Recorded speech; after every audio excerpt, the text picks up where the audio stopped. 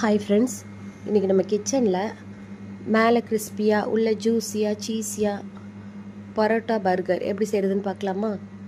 First மாவு ready பண்ணிக்கலாம். அதுக்கு 2 கப் அளவுக்கு மைதா மாவு எடுத்திருக்கேன்.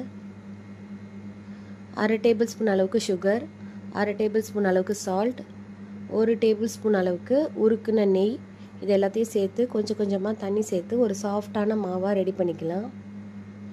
ரொம்ப அழுத்தம் கொடுத்து பிணையணுன்ற அவசியம் இல்லை. மேலே எண்ணெய் தடவிட்டு 1 மணி நேரம் ஊற வச்சுக்கலாம். சிக்கன் பேட்டி செய்கிறதுக்கு 400 கிராம் அளவுக்கு போன்லெஸ் சிக்கன் எடுத்திருக்கேன். மிக்சர் ஜாரில் சேர்த்து அரைச்சி ரெடி பண்ணிக்கலாம். அதில் 1 டீஸ்பூன் அளவுக்கு இஞ்சி பூண்டு பேஸ்ட், 1 டீஸ்பூன் பெப்பர் பவுடர், கொஞ்சமாக சீரகத்தூள், கொஞ்சமாக கரம் மசாலா, சிக்கனுக்கு தேவையான உப்பு, 1 டேபிள் ஸ்பூன் ஆயில் சேர்த்து நல்லா மிக்ஸ் பண்ணிக்கலாம். ஃப்ரிட்ஜில் வச்சு 1 மணி நேரம் ஊற வச்சுக்கிறேன். இப்போ மாவு நல்லா ஊறி ரெடி ஆயிடுச்சு. 2 கப் மாவுக்கு 7 சின்ன பரோட்டா வரும். நம்ம எடுத்திருக்க 400 கிராம் சிக்கன் சரியாக வரும். ஃபஸ்ட்டு நான் 4 பரோட்டா ரெடி பண்ணிக்கிறேன்.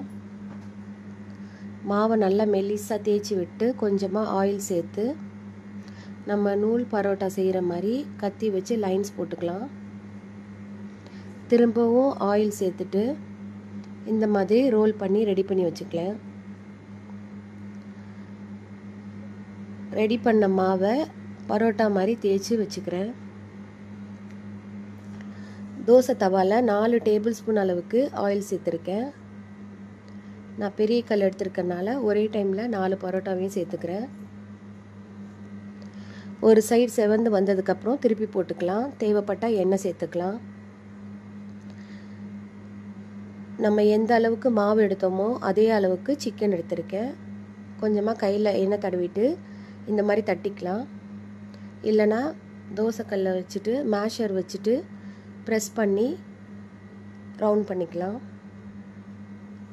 சிம்மில் வச்சு வேக வைக்கணும். ஒரு சைடு வெந்ததுக்கப்புறம் திருப்பி போட்டுக்கிறேன். சைடில் கொஞ்சமாக ஆனியன் ரிங் சேர்த்துக்கிறேன். லைட்டாக கேரமலைஸ் ஆகணும். பரோட்டாவில் அப்ளை பண்ணுறதுக்காக ஒரு பவுலில் 4 டேபிள் ஸ்பூன் அளவுக்கு மயோனைஸ் சேர்த்துக்கிறேன். 1 டேபிள் ஸ்பூன் அளவுக்கு சில்லி சாஸ் சேர்த்து மிக்ஸ் பண்ணி ரெடி பண்ணி வச்சுக்கலாம்.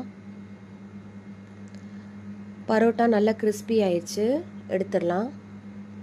பேட்டிஸும் ரெடி ஆயிடுச்சு. அடுப்பு ஆஃப் பண்ணிவிட்டு மேலே சீஸ் ஸ்லைஸ் சேர்த்துக்கிறேன். இந்த ஹீட்லேயே சீஸ் மெல்ட் ஆயிரும்.